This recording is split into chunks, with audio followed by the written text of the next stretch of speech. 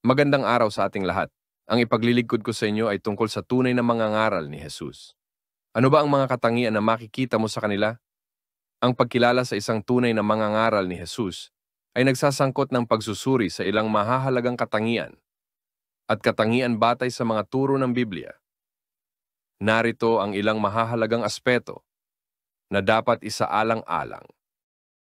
Katapatan sa banal na kasulatan. 2 Timoteo 4:2. Ipangaral mo ang salita. Magsikap ka sa kapanahunan at sa di kapanahunan, sumawata ka. Sumaway ka, mangaral ka na may buong pagpapahinuhod at pagtuturo. Ang isang tunay na mangangaral ay dapat na tapat na magturo at mangaral ng mensahe ng Biblia, na mahigpit na sumusunod sa mga turo nito nang walang pagbaluktot. Pangangaral kay Kristong napako sa krus. 1 Korinto 2:2. Sapagkat aking pinasiyahang walang maalaman, anuman sa gitna ninyo, maliban na si Hesukristo at siya na napako sa krus. Ang isang tunay na mangangaral ay nakatuon sa pangunahing mensahe ng buhay, kamatayan at muling pagkabuhay ni Hesukristo. Ang ebanghelyo ni Kristo ay dapat na nasa puso ng kanilang ipinapangaral. Pamumuhay ng tulad ng kay Kristo. 1 Tesalonica 2:10. Kayo'y mga saksi at ang Diyos man, kung gaanong pagkabanal at pagkamatuwid at pagkawalang kapintasan ang inugali namin sa inyong nagsisisampalataya. Ang isang tunay na mangangaral ay dapat na maging halimbawa ng mga halaga at katangian ni Jesus sa kanilang sariling buhay, na nagpapakita ng integridad, kababaang loob at pagmamahal. Namumunga ng mabuting bunga. Mateo 7:16. Sa kanilang mga bunga ay inyong mga kikilala sila. Nakapuputi baga ng mga ubas sa mga tinikan o ng mga igos sa mga dawagan.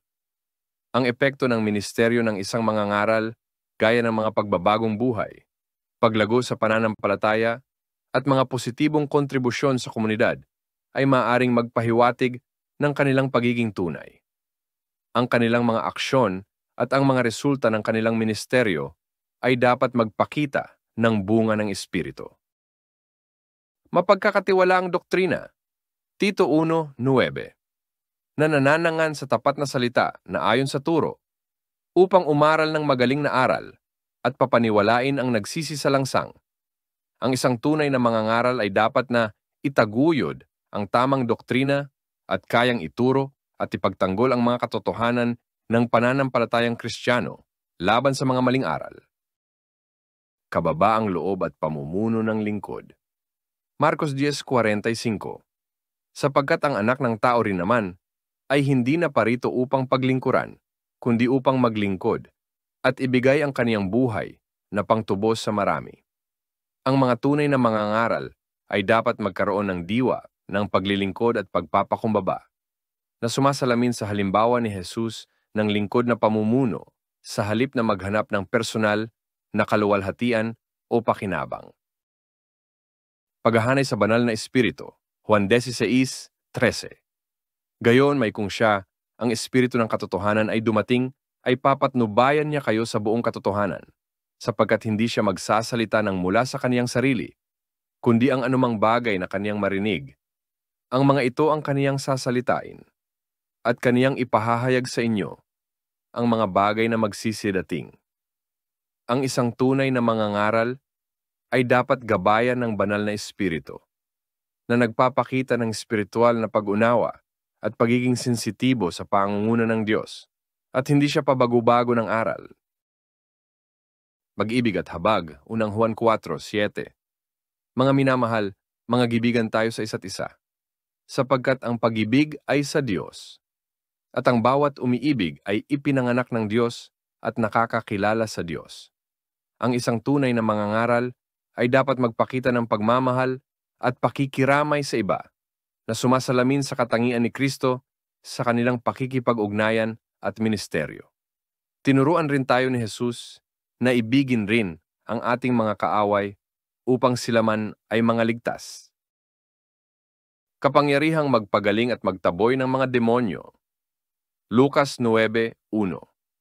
At tinipon niya ang 12 at binigyan sila ng kapangyarihan at kapamahalaan sa lahat ng mga demonyo at upang magpagaling ng mga sakit.